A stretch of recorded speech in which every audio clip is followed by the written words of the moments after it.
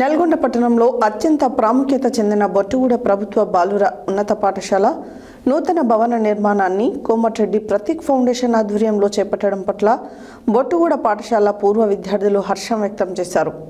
శనివారం రాష్ట్ర రోడ్లు భవనాల శాఖ మంత్రి కోమటిరెడ్డి వెంకటరెడ్డిని హైదరాబాద్లోని ఆయన నివాసంలో కలిసి ఘనంగా సన్మానించారు.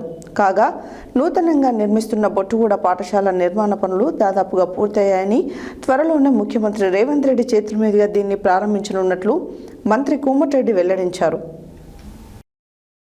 నల్గొండ పట్టణంలో అత్యంత ప్రాముఖ్యత చెందిన బొట్టుగూడ ప్రభుత్వ బాలుర ఉన్నత పాఠశాల నూతన భవన నిర్మాణాన్ని కోమటిరెడ్డి ప్రతీక్ ఫౌండేషన్ ఆధ్వర్యంలో చేపట్టడం పట్ల బొట్టుగూడ పాఠశాల పూర్వ విద్యార్థులు హర్షం వ్యక్తం చేశారు. శనివారం రాష్ట్ర రోడ్లు భవనాల శాఖ మంత్రి కోమటిరెడ్డి వెంకటరెడ్డిని హైదరాబాద్లోని ఆయన నివాసంలో కలిసి ఘనంగా సన్మానించారు. దాదాపు 7 దశాబ్దాల చరిత్ర కలిగి జాతీయ స్థాయి ఉత్తమ ఉపాధ్యాయులు ఎందరో ప్రముఖ ఉపాధ్యాయులు బోధించిన బొట్టుగూడ ప్రభుత్వ ఉన్నత పాఠశాల ఇన్నేళ్లుగా ప్రైవేట్ భవనంలో కొనసాగుతోంది. ఈ పాఠశాలకు శాశ్వత భవనం కావాలని మంత్రికి పూర్వ విద్యార్థులు విజ్ఞప్తి చేయగా, ప్రకాశం బజార్ సమీపంలో ఉన్న ప్రభుత్వ స్థలంలో 8 కోట్ల రూపాయల వ్యయంతో కోమటిరెడ్డి ప్రతీక్ ఫౌండేషన్ ఆధ్వర్యంలో నిర్మాణం చేపట్టారు.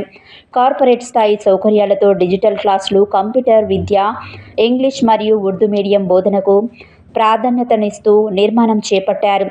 ఇందుకు కృతజ్ఞతగా బొట్టుగూడ పాఠశాల పూర్వ విద్యార్థులైన నల్గొండ జిల్లా Waqf board president Hafeez Khan, GHMC additional commissioner N Raghuprasad, additional SP Purnachander, సమాచార శాఖ జాయింట్ డైరెక్టర్ కన్నెకంటి వెంకటరమణ, అటవీ శాఖ deputy director Haleem, Gottiparthi Venugopal, A Visweswararao తదితరులు మంత్రి వెంకటరెడ్డిని కలిసి ఘనంగా సన్మానించారు.